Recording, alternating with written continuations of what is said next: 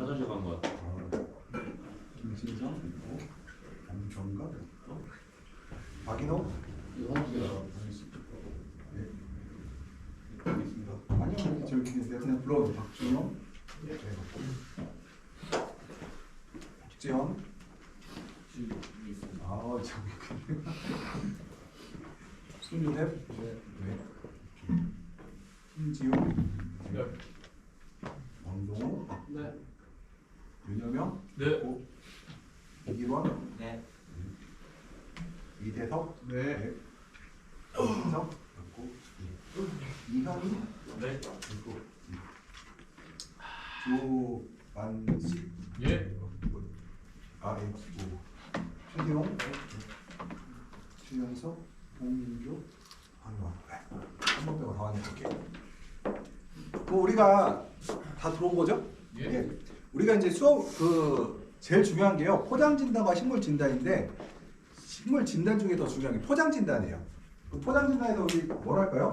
병이 발생한 포장에 가서 병이 발생한 것도 있지만 병이나 생리장애나 어떤 문제가 발생한 포장에 가서 발생 실태를 파악하고 병 종류, 그러니까 어떠한 문제가 발생했는지를 판단하는 건데요. 일단은 뭘 볼까요? 겉 모양을 보죠. 병징이라든가 아니면 발생 부위라든가 뭐 발병 부위라든가 분포도. 예를 들어서 분포를 걸렸는데 가쪽에서만 오고 가운데는 괜찮아. 뭐 그럴 수도 있고 전체가 골고루 발생할 수도 있고 그럴 수도 있잖아요. 그러면은 재배 시설, 환경 조건. 그러니까 봐봤더니 축구 6m짜리 벨로용 온실이야. 이런 데가 있고 어떤 데 갔더니 8m짜리 파이프 씌워서 짓고 아니면 터널로 넣어서 짓고 있어요. 그러면 이런 거 보면서 우리가 뭘 봐야 되냐면은 이 온실에서는 어떤 문제가 있을 것인가를 우리가 알 수가 있어야 될 거죠. 이것들이요. 예를 들어서 축구가 저 같은 거래. 축구가 6m이고 벨로용 온실이에요. 그러면은 일단 들어갔을 때 이런 생각을 하고 들어가. 이 온실에서는 곰팡이병이 웬만한 데서는 발생하지 않겠구나 정도 우리가 알고 있어요. 그 다음에 아까 발생 위치라고 했잖아요. 여기 보면은 발생 분포 위치가 있는데 분포가 있는데 예를 들어서 봤더니 황화인말 TSW라는 총체벌레가 옮기는 바이러스가 걸렸어. 근데 분포도가 가쪽에만 있고 가운데는 없어. 우리가 뭘로 알 수가 있냐면 가쪽에만 있단 말이에요. 아니면 가쪽에만 있고 여기 없다. 그럼 우리 뭘 할 수 있나? 거기서 볼 수 있는 게 있어요. 이거는 최소한 육묘장에서 온 건 아니다.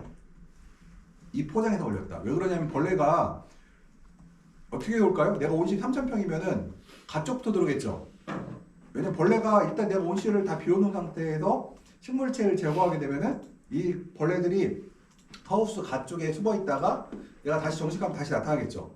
그러면은 내가 이제 이거 같은 경우는 내가 재배를 초기 관리 잘못했구나 진단이 되는 거고 이런 경우도 있잖아요. 왔는데 TSWV가 전 포장에 거쳐서 골고루 걸렸어. 그럼 뭐예요? 벌레가 그 눈에 보이지 않는 작은 벌레들이 한 번에 몇십 미터씩 이동이 될까요? 한 번 움직일 때 그런 벌레들은 30cm 이렇게 가요. 우리가 날아간다고 안 해. 점프한다고 하지. 딱 점프해서 한 번 이렇게 뛰고 요만한 눈에 보이지 않는 작은 벌레가 30cm 이동했어요. 그럼 내가 뭘 소모했어요? 칼로리를 소모했죠. 그럼 내가 바로 움직일 수가 있어 없어요? 잘 못 움직이겠죠. 그러니까 거기서 다시 쉬었다가 다시 기력으로 회복하고 옮긴단 말이에요. 그러니까 굳이 벌레들이 멀리 이동을 하려고 안 해요. 거의 근처에만 있어요. 그러면 골고루 걸렸다는 얘기는 뭐예요? 전체적으로 걸렸다는 얘기는 아마 그러니까 육묘 과정에서 어떤 문제가 생겼을 확률이 높은 거죠. 그 바이러스를 걸렸을 때. 그러면은 우리가 제대로 진단할 수가 있다는 거 이것들이요. 그다음 병증이랑 발병 부위 뭐 이런 거 따르고요. 재배제로부터 이제 이건 뭐예요? 내가 재배제로부터는 게 아니라 뭘부터 알아요? 내가 스스로 알 수가 있죠. 이게 찾아서 아는 거고요. 그다음에 재배제로부터 품종이라든가 뭐래요? 품종. 했더니 메디트라는 품종을 심었대요. 메디트는 우리가 알고 있는 정보가 있어요. 메디트는 황화인말린 바이러스에 대한 저항성이 없어. 바이러스 저항성이 약한 품종이야. 그리고 메디트는 뭐 이런 단점들을 우리가 알 수 있을 거 아니에요? 어떤 건 강하고 어떤 건 약하고 이런 품종 정보를 알 수 있고 품종으로부터 우리가 뭘 할 수 있느냐? 그 품종이 갖고 있는 저항성에 대한 정도를 알 수가 있어요. 그 다음 재배 관리 방법 관련해서 재배를 관리했는데 온실의 온도를 어떻게 관리했는지 그 다음에 평균 온도가 얼마인지 최고 온도가 얼마인지 최저 온도가 얼마인지 이런 걸 보면 우리가 뭘 할 수가 있을까요? 결로 생기는 것도 알 수가 있고 식물체가 실제로 어떤 병에 취약할 수 있는지를 걸로부터 정보를 뽑을 수가 있어요. 이것들이요. 그다음 또 알 수 있는 게 뭐냐면은 최초 발병지나 병 진정 경과들 정보 수집. 그러니까 딱 갔는데 내가 갔는데 이제 막 전체가 다 걸렸단 말이에요. 이 사람한테 이 병은 처음에 어디서부터 시작했습니까? 하면 어디예요? 보니까 여기서부터 시작해서 절로 번졌다고 해요. 그럼 여기를 우리 가봐야 되겠죠. 여기서 무슨 일이 있었는지. 그럼 갔을 때 어떤 일이 생겨 볼까요? 딱 갔는데 일단은 가봤던 제가 실제 이런 경우도 봤어요. 갔는데 온실 가봤더니 어떤 벌레가 자꾸 갉아먹는 거예요 여기를. 그래갖고 이상해 안 보여요. 그리고 나중에 낮에 가서 이렇게 봤더니 하우스 구멍 이 하우스하고 그러니까 온실 격리 벽에 바깥도 하고 이런 구멍이 하나 뚫려 있는데 이게 뭐냐면 우수로래요. 물을 여기다 우수로가 아니라 여기서 물이 있으면은 물을 빼려고 양의 배액을 일로 빼려고 이렇게 만들었던 구멍인데 글로부터 벌레가 거기 숨어 있다가 나왔다 들어갔다 하면서 전체로 번져 나가는 거예요. 처음에 이제 애벌레들이 이제 토마토를 갉아먹는 그 나방충들이 있었을 거 아니에요. 이것들이 밤에 그래서 일부 나방 중에서 거세미 나방이라는 나방이 있어요. 토마토엔 잘 붙진 않는데 좀 배충 후에 많이 붙거든요. 거세미 나방이 있는데 얘는 어두운 걸 좋아해요. 그러면 어두운 거 어디 있어요? 숨어 있어요? 그 구멍 숨어 있다가 밤에 되면은 다시 나와갖고 갉아먹고 다시 들어갔다가 갉아먹고 반복을 하고 이것들이요. 그럼 내가 이제 가서 뭘 찾아야 돼요? 위치가 어디인지 봐야 되겠죠. 위치를 볼 수가 있고 또 하나가 곰팡이가 시작을 했는데 저쪽부터 시작을 한다는 거예요. 저쪽부터 항상 곰팡이 빼. 그러면 저쪽 가서 뭘 해야 돼 우리가? 환경 센서 같은 측정해봐갖고 저쪽 구역이 실제로 온도 편차가 얼마나 나는지 확인해야 되고 온도 편차가 심하게 난다고 하면 뭘 해야 돼 우리가? 그거를 편차를 줄일 수 있는 방법을 찾아야 되겠죠. 예를 들어서 뭐 거기다가 고온자를 하나 더 뜬다든가 뭐 이런 방법을 통해서 우리가 편차를 그런 문제가 발생한 환경을 갖다가 고쳐주는 단계가 필요하겠죠. 그러려고 하면은 여기 보시다시피 뭐가 나요? 이런 정보를 수집했단 말이에요. 뭐가 필요해요? 상당한 경험과 숙련이 필요하다. 아까 150만 원짜리 S급들은 어떤 사람이에요? 바로 요 사람이에요. 요 앞에 두 개 정보를 갖고 요거를 이제 이 정보를 갖고서는 이 온실에서의 생산성이 떨어진 문제를 찾아가는 과정이라는 거죠. 이것들이요. 근데 아까 제가 S급들이 120에도 150이라고 했는데 되게 놀랬잖아요. 놀랬죠. 근데 그 사람들이 보면 보통 2헥타짜리 온실 이런 데 다니거든요. 그러면은 2헥타 온실에서 큰 실수 안 하고 토마토나 오이를 재배하는데 2헥타예요. 6,000평이잖아요. 한 번 작은 실수를 하면 얼마 손해 보는 줄 아세요? 하나방 정도가 약해졌다. 한 마디가 약해졌다 그러면 3천만 원이다. 3천만 원. 한 번 실수할 때마다 3천만 원씩 날아가니까 그 사람들 입장에서는 한 번 실수 들어가면은 그 사람 돈 주고 빼고도 남아요. 그래갖고 비싼 사람 고용하는 거예요. 비싼 사람을 일주일에 매일 오는 게 아니라 2주에 한 번씩 와서 하거든요. 이 사람들이 와서 컨텐츠 하는데 그러니까 이게 뭐예요? 상당한 경험과 숙련이 있으니까 어떻게 해요? 처음에 왔을 때 여기서 이제 어떤 문제가 발생한 구역을 가서 사장님 여기는 보니까 이런 문제가 있어갖고 이걸 보완할 방법은 여기다가 알루미늄 반사필름을 붙이거나 저렴한 방법을 하려고 하면 뭐 좀 비싸게 하려면 여기다가 뭐 보일러를 관을 하나 더 추가로 설치하거나 이렇게 하면 될 것 같습니다 하면은 보완이 되겠죠. 그러면은 엄청나게 경험이 많이 필요해요. 내 것만 논다지면 안 돼요. 뭐까지 봐야 돼요? 남이 한 것까지 다 봐야 돼요. 이것들이요. 그래서 2학기 때는 이제 아까 이렇게 발표시킨다고 하니까 뭐 그러는데 우리 고프로로 찍고 그 다음에 PPT 몇 개 만들어서 할 거니까 그렇게 어렵지 않아요. 근데 무조건 한 학기에 2번은 하고 한 학기에 2번씩 졸업할 때까지 4번 하고 나가라고 하거든요. 한 팀당. 그러면은 보세요. 한 번 갈 때마다 선호농장을 갈 건데 여기 학생들 5팀이면 몇 번이에요? 5 곱하기 2 곱하기 4 하면은 한 40 농장은 한 학기 돌아다닌 거잖아요. 40 농장을 보면 남의 거를 어떻게 농사 짓고 있나, 어떤 문제가 있고 어떻게 해결했나를 찾아볼 수가 있잖아요. 그래서 그 다음에 마지막은 정확한 진단은 식물 진단과 병행해야 된다고 하는데 식물 진단이라는 거는 우리가 이제 우리가 할 건 아니에요. 사실은 식물 진단은 농사를 재배사나 컨설턴트가 하는 일은 아니고 요 식물 진단 단계는 전문가 그룹 넘겨요. 그러니까 농촌진흥청이라든가 이런 데로 보내서 실제로 병을 식물 진단 뭐냐면 거기서 추출하는 것들이거든요. 병균을. 근데 거기까지 갈까요 안 갈까요? 우리가 웬만하면 요 앞에서 끝나요. 제가 식물 진단까지 하라고 하면 이런 얘기를 해요. 우리가 제가 콜로콜로 지금 이제 좀 콜로콜로 가래가 끓어요. 그럼 가래 끓으면 병원만 뭐래요? 그냥 항생제 주고 염증 가라앉히는 거 주고 끝내잖아요. 근데 의사가 모르겠으니까 그 가래를 갖다가 그 병 진단을 보내갖고 세균을 추출해서 어떤 세균이 동정을 하나요 안 하나요? 일반적으로? 안 하죠. 아주 특수한 경우에만 하죠. 아주 특수한 예를 봤는데 의사가 봤더니 저건 일반적인 감기하면 그냥 그걸 끝나죠. 근데 딱 봤는데 이건 일반 감기와 달라. 이거 뭐 새로 나온 새로운 바이러스 같아. 그럼 어떻게 해요? 그때는 그게 바로 코로나 아니에요. 그때 했었죠. 코로나 같이 이런 것들은. 근데 일반적인 거 같은 거 우리가 안 하잖아요. 그런 것들. 마찬가지예요. 우리가 보통 일반적으로는 여기서 끝나고 식물 진단까지 가는 경우는 거의 우리가 없어요. 거기까지. 하지도 권하지도 않고요. 그래서 우리가 포장 진단과 식물 진단에서 식물 진단은 식물 개체를 대상으로 진단하고 포장 진단과 병행하는 것을 원칙으로 한다. 포장의 상세한 정보 수집하는 걸 필요하다. 그러니까 식물 진단할 때는 식물의 한 포기를 갖고 해요. 제가 하나 갖고 온 게 있는데 잠깐 보여드릴게요.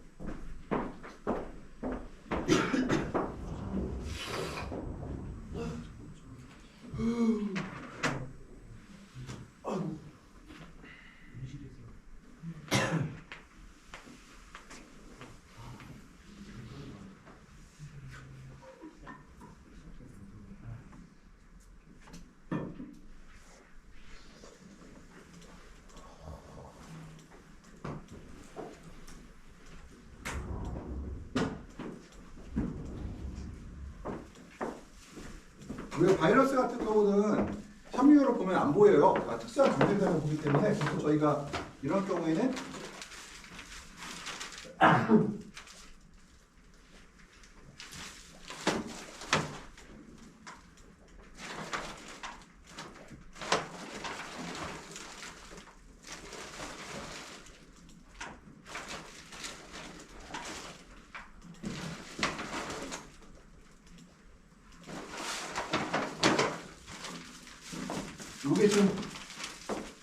이게 뭘까요? 이게 이제 키트거든요. 그러니까 뭐냐면은 우리 뭐 했어요? 진단 키트 갖다가 이게 또 콕 쑤셔갖고 막 하죠. 우리 어떻게 하냐면은 그 콕 쑤시는 게 뭐냐면은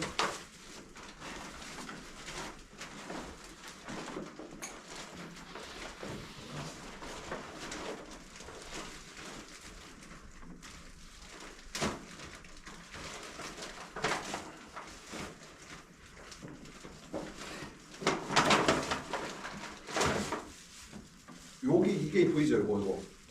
여기다가 혹시 칼 있어요? 가위. 있나? 갖다 치고 그러면 이거를 갖다가 이파리를 이걸 따갖고 여기다 비빈 다음에 이 키트를 검사를 해요. 이게 바로 식물병 진단이라고 할 수 있고, 이건 간이 진단이고요. 진단 정상적인 진단을 하려고 이건 간이 진단. 그러니까 본 식물 진단을 하면 이걸 갖다가 바이러스 같은 경우는 그 전자현미경으로 갖고 와요. 전자현미경 같은 경우는 지금 충남대학교에 있다고 하고 지금 몇 대가 있는데, 전자현미경은 이렇게 가서 찍으면 보일까 안 보일까요? 전자현미경을 쓸 때는 그 샘플을 이걸 갖다가 내가 바이러스가 있는지 없는지를 보고 싶어. 그러면은 이걸 그냥 찍는 게 아니라 이걸 갖고 전자현미경에 쓸 수 있도록 샘플을 만들어줘야 되거든요. 시료를. 그러려면 박사급 인력이 이 시료를 만들어야 돼요. 그것도 몇 시간에 걸쳐서. 그럼 진단할 때 돈이 얼마큼 들어가요? 엄청나게 비싼 거죠. 제가 그래서 식물 진단을 할 때 제가 좀 생각해봐야 되는 게 뭐냐면은, 일반적으로는 앞에 단계에서 그냥 포장 진단에서 거의 보면 알아요. 우리가 포장 진단에서 보면은 왜 안다고 했어요? 우리가 키우는 채소에서 오는 병이 뻔하거든요. 그 몇 가지 안 돼요. 그걸 벗어나면 우리가 그때부터 이거 우리나라에 없던 건데 새로 들어왔나? 이렇게 생각을 하고서 이제 찾아보거든요. 해외에서 실제로 어떤 사례들이 있는지 찾아보고 있기도 하고, 또 이런 경우도 있어요. 저희가 국내에 없는 병인데 우리가 토마토에서 보면 토마토 브라운 프로 바이러스라는 바이러스가 있는데 이 바이러스가 아직 국내에는 안 들어와 있다고 해요. 이제 공식적으로는. 우리가 그러면 뭘 할까요? 그 바이러스에 대해서 공부를 하고 있죠. 그 증상에 대해서 현상을 보고서는 야, 이 바이러스가 국내에 들어오면은 이렇게 대책을 세워야겠다 보고 있단 말이에요. 이것들이요. 그러면은 일반적인 상황에서는 그냥 앞에 단계 포장 진단만 하는 것이 그래서 여기 써 있죠. 포장 진단을 병행하는 원칙이고 그다음에 포장의 상태 정보 특정하는 원칙인데 요게서 끝나는 경우가 대부분이라고 볼 수가 있고 포장에서 식물 진단까지 가려고 하면은 굉장히 이제 새로운 우리가 알지 못했던 새로운 병이라든가 아니면은 증상이 독특하던가 예를 들어서 똑같은 우리가 볼 때는 역병이 아닌 줄 알았는데 진단해 보니까 역병일 수도 있거든요. 이런 것들은요. 그러니까 우리가 새로운 이상한 증상들을 발견하면은 그때는 우리가 진단하지만 그렇지 않을 때는 할 필요가 없다는 거고요. 볼게요. 이제 알겠죠. 이거 볼게요. 지금 얘가 뭐예요? 식물 변단 조건에서 뭐예요? 증상이 보였죠? 그러면 얘가 우리가 할 거예요. 전염성병이냐 비전염성이냐 얘가 있잖아요. 어떤 경우에 이걸 보냐면 제가 사과를 봤는데 사과 이런 증상이 나타나면은 이게 잘 봐요. 어떻게 볼까요? 내가 작업 과정에서 꼬챙이가 찔렸어. 재배 과정에서. 그럼 어떻게 돼요? 썩겠잖아요. 그럼 딱 봤는데 보니까 뭐가 찔러는 상처가 있어. 그럼 뭐예요? 우리가 봤을 때? 아 이거는 탄저병이라기보다는 뭐에 찔려갖고 사과가 썩었을 수도 있겠구나를 알 수가 있겠죠. 상처가 없이 이렇게 썩었어요. 그리고 자세히 보면 뭐가 생겨 이 안에? 볼게요. 뭐가 있어요? 유무늬가 있죠. 자세히 보면 유무늬가 이 안에. 그러면 얘가 우리가 볼 때 아 누나로 봤을 때 뭐냐면은 얘는 탄저병이 거의 틀림없구나 하고 우리가 어디서 끝내요? 여기서 끝내죠. 일반적으로는 여기서 끝내요. 그 다음에 우리가 그럼 탄저병이니까 얘는 전염이 되는 병이야. 그리고 물을 좋아해. 그럼 비 올 때는 못 뿌리고 얘는 곰팡이 중에서도 병 중에서 곰팡이에 가까워 곰팡이고 가는 거죠. 여기서 우리 여기서 끝났는데 이제 병을 진짜 식물 진단하려고 하면 어떻게 돼요? 이걸 갖다가 얘를 배양을 해서 식물에다 접종한 다음에 다시 진단해서 바로 뭐예요? 사과 탄저병이라는 결과가 나오죠. 근데 우리는 2단계는 알죠 이미. 뭐예요? 모양만 보고 사과 탄저병인구나를 알 수가 있죠. 이것들 보고. 그러니까 동정과 진단은 우리가 이제 동정이라는 거는 균일을 맞추는 거, 진단은 병명만 맞추는 거고 우리가 포장해서 진단은 앞에서 끝나고 식물 진단은 이걸 배양까지 한다는 거예요. 배양까지. 배양을 하게 되면은 곰팡이들은 뭐가 보인다고 했어요? 포자의 모양이 보인댔죠. 포자의 모양을 보고 우리가 진단해요. 이런 것들 보고. 세균이나 바이러스는 뭘 할까요? PCR 돌려요. 그때는. PCR 돌리거나 요거 보이죠? 이런 진단키트를 사용하게 돼요. 진단키트는 근데 100% 믿을 수 없어요. 그냥 100% 왜 못 믿냐면은 이게 진단키트 사용법은 나중에 또 알려드릴 건데 진단키트라는 게 조금만 뭐 흙이 묻어 있거나 조금만 뭐가 묻어 있으면은 안 맞을 때가 많거든요. 이것들이. 그리고 진단키트라는 것도 그러니까 이것들이 진단키트 사용할 때 하나 설명 간단히 드리면은 진단키트를 사용할 때는 세균하고 바이러스병이 쓰거든요. 세균하고 바이러스는 전신 감염이라 했어요? 부분 전염이라고 했어요? 전신이라고 했죠. 전신에 다 걸린다고 했죠. 그러면은 꼭 굳이 병만이 생긴 데 자를 필요가 있을까요? 필요 없죠. 어디를 자르면 돼요? 새로 나온 이파리를 자르면 되겠죠. 그걸 같이 이렇게 비벼서 까면 되겠죠. 근데 여기서 새로 나온 이파리가 오염이 됐을까요? 아니면 그러니까 다른 이물질에 아니면 아래 있는 이파리 이물질에 묻을 확률이 높아요? 아래쪽에 있는 것들이 이물질이 묻을 확률이 높죠. 그럼 위에서 따서 이 진단키트를 사용해요. 그러면 조금 높은데 그래도 안 맞을 때가 있어요. 그래도 그러니까 어떤 때 바이러스 농도가 너무 낮거나 이러면 또 안 맞거든요. 나타나지 않거든요. 이것들이요. 우리 옛날에 코로나 진단할 때 진단키트가 처음에 사용 못하게 했잖아요. 왜 못 사용하게 했어요? 사회에 혼란을 일으킨다고 잘못하면 쓰지 말라고 했다가 나중에 어떻게 해요? 이제 많이 걸리니까 그때 사용하라고 하죠. 그때 이미 다 터졌을 때는. 얘도 마찬가지예요. 이것들은. 그래서 우리가 보통 요 아래까지 가는 거는 여기까지만 우리가 그 비전염성이냐 전염성이냐 해서 예를 봤더니 사과가 썩은 원인이 탄저병이야. 그럼 약을 뿌린 쪽으로 가고 사과가 썩은 원인이 찔려갖고 썩었어. 그러면 어떻게 해요? 비전염성이죠. 그럼 아래로 가죠. 그래서 식물 진단은 우리가 뭐 할까요? 유관 진단을 하죠. 병증의 진단. 유관. 딱 봐요. 유관.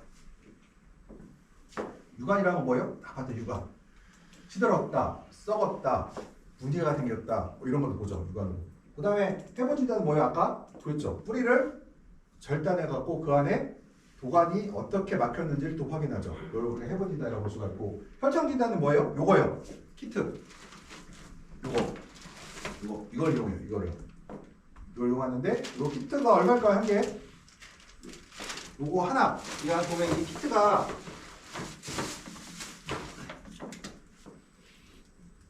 요거 하나에 얼마일까요? 비싸요. 요거 진단 한 번 하려면 2만 원 들어가요. 2만 원 이상, 2만 5천 원 정도? 그래갖고 저도 웬만하면 지가 안 써요. 왜냐면 눈에 보이면은 딱 봤는데 TSW야. 그러면 쓸 필요 있어요, 없어요? 아니면 딱 봤는데 CCA 멤버야. 굳이 뭐 이거 CCA 멤버인데 잘라내고 뭐 제거하고 나서 뭐 건들지 마세요 이렇게 할 수가 있잖아요. 근데 봤는데 긴 거 같기도 하고 아닌 거 같기도 하고 초기에 그러면은 그때는 한번 해보죠. 그때는 그 굉장히 그런데 그 혈청 진단이고 분자 생물학적 진단은 뭐예요? PCR 돌리는 거예요. 우리가 DNA나 RNA를 갖다가 돌리는데 아까 혈청 진단이 비싸요? 분자 생물학적 진단이 비싸요? 위아래 아래하고 얘는 2만 원이라고 했죠. 2만 5천 원. 우리 코로나 키트 쓰면은 그 옛날에 한 그 정도 했잖아요. 하나 가격이. 근데 코로나 진단해서 PCR 돌리면 한 건당 20만 원, 30만 원이라고 했거든요. 그럼 누가 비싸요? 얘가 싸겠죠. 그러면은 분자생물학적 진단은 장비가 필요해요. 굉장히 비싸. 그리고 장비가 필요한 뿐만 아니라 고도로 숙련된 사람이 이걸 운영을 해야 돼요. 생물학적 진단은 생물 진단은 감염시키는 건데요. 볼게요. 유광 진단은 뭐예요? 식물에 나타난 병진과 표정을 보고 알아내는 방법. 이거 보고 하죠. 이렇게 이거. 트라이코더르마라는 여기 보세요. 여기 이렇게 먹어 보이죠? 그다음에 증상이 뭔데 이거 트라이코더르마라는 그 곰팡이에 오염된 거거든요. 이것들 보게 되면 보고선 이것들을 우리가 그다음에 이런 증상들을 보고 우리가 이제 그 알아내죠. 그다음에 여기서 병진만 보는 게 아니라 병진이 비슷한데 병진이 비슷하단 말이에요. 그러면은 또 뭐까지 들어가요 우리가? 품종이라든가 환경까지 봐요. 똑같은 그 양송이버섯을 키웠는데 얘하고 보시면은 어때요? 증상이 비슷하죠? 그럼 우리가 뭘까지 볼까요? 여기 들어오게 되면 환경을 보죠. 그 다음에 얘가 우리가 어젯밤에 실수로 온실의 온도가 그러니까 예를 들어 이렇게 얘기할게요. 내가 양송이라는데 여름에 내가 양송이버섯 농사를 짓는데 그 양송이 사가 더워요? 시원해요? 더워요. 겨울엔 상대적으로 어때요? 약간 시원하죠. 그러면은 곰팡이가 봤을 때 얘가 더운 곳을 좋아하면 얘는 이제 더운 곳을 좋아한다고 하면은 더울 때 여름에 발생하는 건 얘가 발생할 확률이 높아요? 얘가 높아요? 얘가 높겠죠. 우리가 이제 계절까지 봐요. 오지를 키울 때 봄에 걸리느냐? 이렇게 돼요. 특히 이제 이 곰팡이하고 그 검은 잎곰팡이병이라고 토마토에 오는 두 가지 곰팡이병이 있어요. 검은 잎곰팡이병은 약간 아열대성 곰팡이병이에요. 그러면은 볼게요. 한 8월, 9월 초에 곰팡이병이 나왔어. 그럼 뭘 보는 게 맞아요? 거의 비슷하게 생겼거든요. 검은 곰팡이병으로 보는 게 맞겠죠. 검은 곰팡이병으로. 근데 10월달, 11월달에 발생을 했어요. 그때는 서늘해지잖아요. 그때 주로 걸렸다면 우리가 볼 때 걔는 잎곰팡이병이 걸릴 확률이 높겠죠. 일단은 계절적으로 봤을 때. 이런 식으로 우리가 진단이 들어간다. 그래서 환경 조건에 따라서 병증은 유사하고 다른 병과 제도는 이렇게 유사하잖아요. 근데 유사하죠. 그 유관 진단 볼게요. 유관에서 보면은 벼돌병, 깨시무늬병 다르죠. 보면 우리가 현미경을 보면 알 수가 있어요. 이렇게 어떻게 다르요? 포자의 모양이 다르죠. 얘는 뭐라고 하죠? 조금 번데기같이 생겼다고 하나? 좀 길쭉하고 부베라같이 생겼죠. 얘는 저기 뭐라고 했나 이거 물방울같이 생겼다고 하나? 그래서 저희 포자 모양을 현미경으로 검경을 통해서 유상균 같은 경우 보긴 하는데 아주 유사한 경우는 보긴 봐요. 그렇지만 일반적으로는 보진 않는 이유가 뭐라고 했어요? 굳이 안 해도 아니까 알고. 그리고 우리가 진단을 하려고 하면 이런 포자 모양을 보고 하는데 요거 시험 문제에 나오는 식으로. 요거는 제가 저기서 보시면 이거 볼게요. 얘랑은 우리가 왜냐면 식물 보호에서는 식량작물도 많이 하거든요. 식물 보호라는 건 원해뿐만 아니라 식량작물도 하는 거니까요. 이 포자 모양을 보고 얘를 보여주면은 진단을 해야겠죠. 요 사진하고 요 사진을 보여줬어요. 그러면 깨시무늬병이라고 해야 되는 거고 이 사진하고 요 사진을 보여주면은 벼돌병을 하는 거죠. 얘만 보여주면은 답을 알 수가 없죠. 얘랑 육안으로 거의 불가능해요. 구별이. 아까 말씀 시드름병, 한마름병 얘기했죠. 시드름병은 똑같이 시들어 죽는데 이렇게 물에 담가둬 버리면 이렇게 물이 유액이 나오냐 안 나오냐를 보고 유관 진단을 하죠. 해부 진단이라는 것은 유관 또는 혐의를 통해서 내부 병진이나 조진의 병원체를 확정하는 경우. 대부분 곰팡이병은 말씀드렸듯이 혐의경으로 확인이 돼요. 혐의 포자 모양이 다르거든요. 포자 모양이 달라요. 포자 모양을 보고 판단하고 세균과 바이러스는 전자현미경을 사용하는데 전자현미경이 우리 있는 데가 없잖아요. 그러다 보니까 보통 이게 뭘 사용한다? 바로 이런 키트를 사용해요. 근데 이것도 문제가 없는 이유가 뭐라고 했어요? 올 수 있는 게 뻔히 알고 있죠. 우리가 뭐뭐만 올 수 있다는 거 우리가 알 수 있어요. 토마토에서는 올 수 있는 것들이 요 정도 범위고 파프리카에서 올 수 있는 범위 요 정도 범위이기 때문에 우리가 대략적으로 그 정도 범위에서 측정을 해보면 알 수가 있거든요. 이것들을. 그래서 우리가 해본다는 거는 근데 그래서 아까 곰팡이는 그래서 이 균류 같은 경우는 현미경만 처리하는 거는 이 실습으로도 해요. 식물 보호기사에서 옛날에는 실습을 했다가 중간에 현미경으로 현미경이라 그 저걸 대체했어요. 뭐냐면은 모니터 딱 가면은 앞에 그 감독관이 있고 넘기면서 이게 뭐냐고 하면 체크를 제가 하는 거예요. 이렇게 1번, 2번, 3번 하고 누르면은 지가 넘어가면서 우리가 문제를 맞추는 거거든요. 이런 것들을. 그다음 식물 혈청이라는 건 아까 말씀드렸듯이 이거예요. 뭐예요? 키트 사용하는 것도 이거 혈청이라는 거는 이게 항원항체라고 해서 항원항체 들어보셨죠? 항원은 뭐예요? 병원균이고 항체는 여기 발라져 있어요. 여기 보면은 여기에 지백을 짜서 위에 담그게 되면요, 여기에 항체가 여기 붙어 있어요. 이렇게 눈에 보이지 않죠? 근데 요게 병원균이 이렇게 올라가다가 항체하고 만나게 되면 어떨까요? 항원이 항체랑 만나면은 그게 달라붙게 되죠.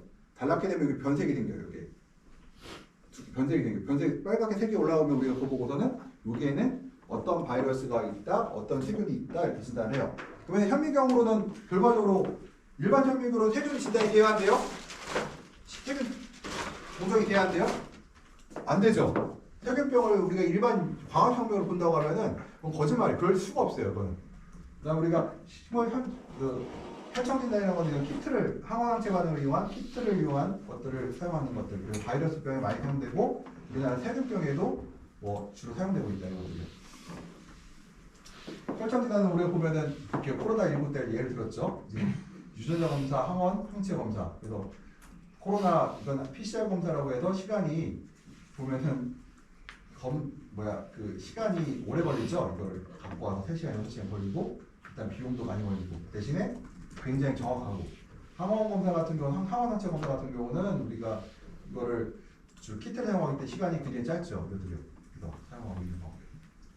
생물학적 진단 같은 경우는 우리 DNA 바코드라고 해서요. 그 생물종의 주민등록증 역할하는 다른 종과 구별할 수 있는 코드들이 있어요. 예를 들면 우리가 그 DNA 예를 들어서 그 DNA 같은 경우에 들어가 보게 되면은 DNA에다가 어떤 특정 그 유전